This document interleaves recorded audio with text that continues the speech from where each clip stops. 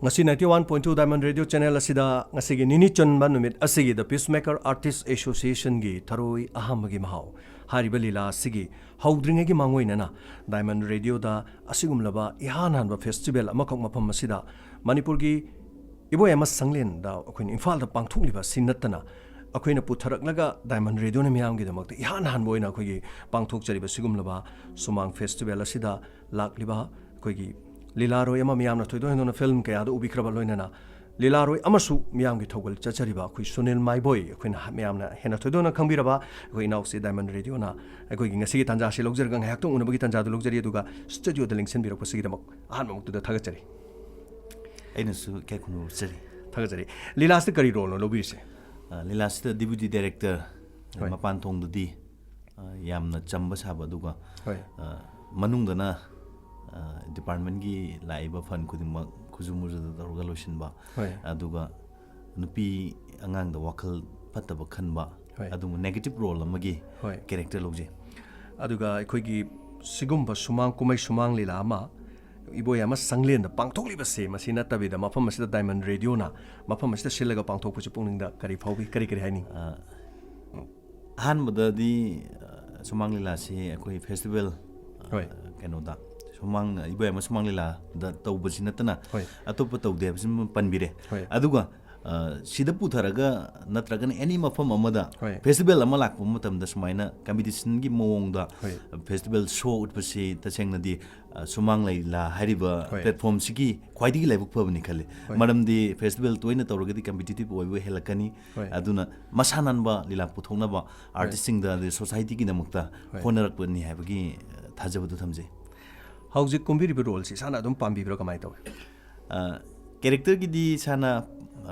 pamba natraga pamdaba haidudi thodopo leite adi character khudimak loina fajagani habisu leite loina thigani habisu leite aduga aigi character sina hairi wari paring sida aigi character sima yaudragadi yadabanina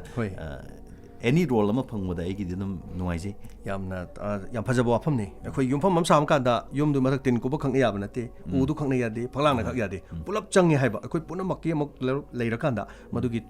yumpham duna phajaba Leela ama porakadoi haiba wafam chine aduga role se negative se sumda sum akhoi leibagi sinnatabida akhoi gi Leela sida su akhoi film da su negative gap sagre hauji film da khoina negative su usalaktre hauji chi khara kaino do phajaba Leela amani uzaba film amani su uzare hajari bako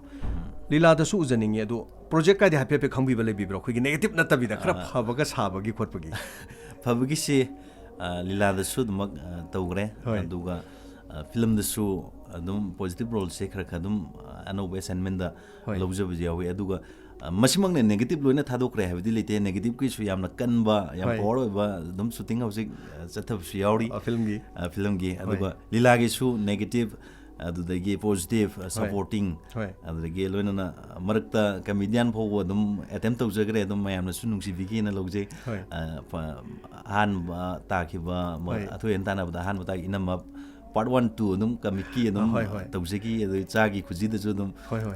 negative plus comic dum loina na satpa dum honajagi nupi na ngamla ngolo ka tawro ka tawpai matang yam nungai ji badai matang du se wa no khi hai tare ko yam phajaba yam nuksibi ba duga akhoi gi role se hauji pibi raktriba aduga isana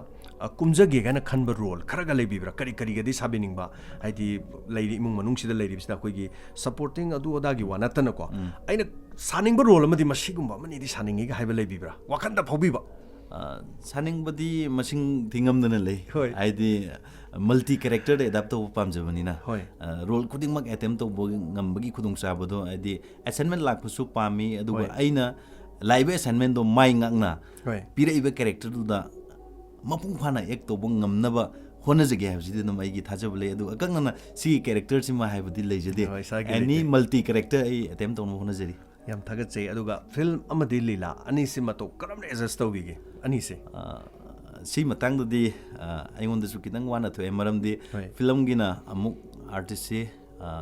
amma laktraga su amma khar advance oina namna ba ngai thongai sin adum lei aduga Leela dana teamwork ni na ngaithok ngaisin yaadabnina hojik film ge assignment se hana lobo masingdagi di khara hantana lojare chahi mada film manga gumba attempt tawje aduga Sumang Leela ga su film ga su aning ki kaidana ba honajari aduga film masing yam jingra ga di Leela da kair ka da su lebnina film manga khaksi aina khanana thamjabani aduga off season Leela gi hojik off season parikha gi kai gi chugumba lep matam jida di khong charga di film masing hengala bu su yai थाजबले हय खै off season सिदा film गैसे याम लोइ थावरगा अदि खैगी ngसागी मागे film shooting दुदि अतोप अतोप चलुदौनी ना लांगुदौ नतबनि हाइतारे यामना लीला दोलगी यावबिरिबा लीला party खुदिमक्की मियोइसिंगदा याम तोइन हंगजबो वाफम अमखक लेजै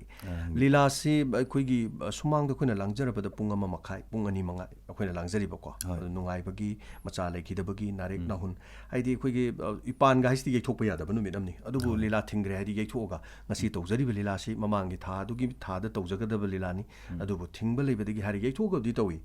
अदुरकसु लीला गी सिगुम्बा मकुमहै हराव अरांग थक इरांगिनि गायना हाइबगी वाखलोन अमदा बिखरकांदा मसिबो हराव कुमैरोमदा चिंगा हेक थिंगबसे पुंगनिंगदा आर्टिस्ट अमा ओइना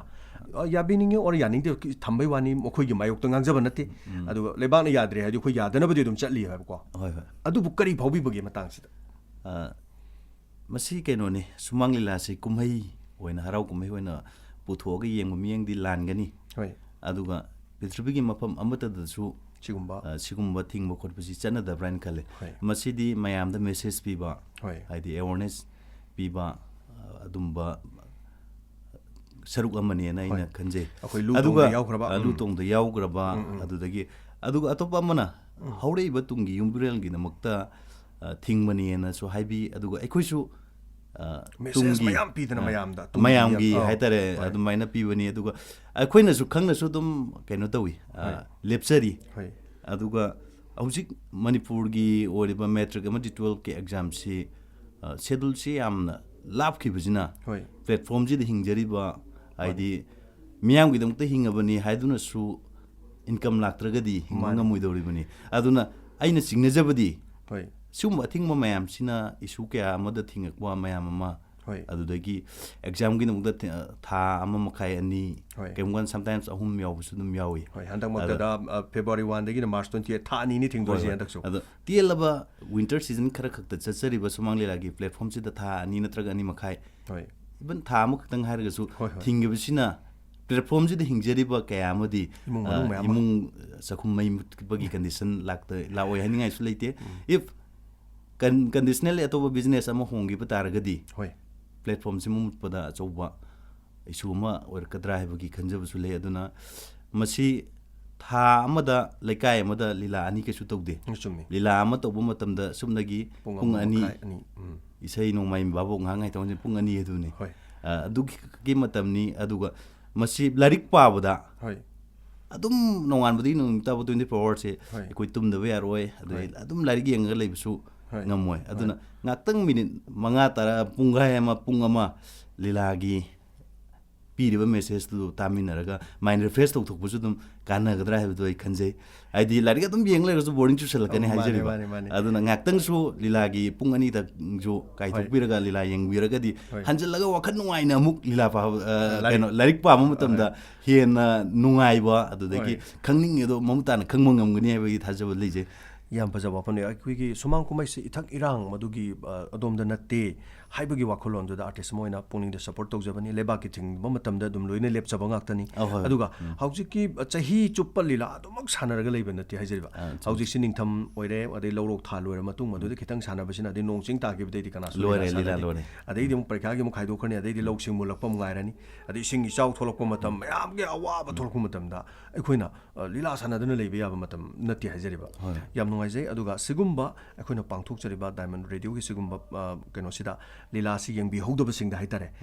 yeng hongnana bagi message am to pibiu tabiriba mayam sida ngasi di yeng hogdraga so arapada lebiriba sing tharoi aham bagi mahaw haibasi yengnana bagi damak tabiriba singda suni mai bagi tarapti gam ta habiu peacemaker gi oina khwaidigi khudongchaba mani aidi chaliba sahi sigi academy na sinbiriba Sumang Leela festival da saruk ya jagadoriba ikoi ojalalit na masamaksu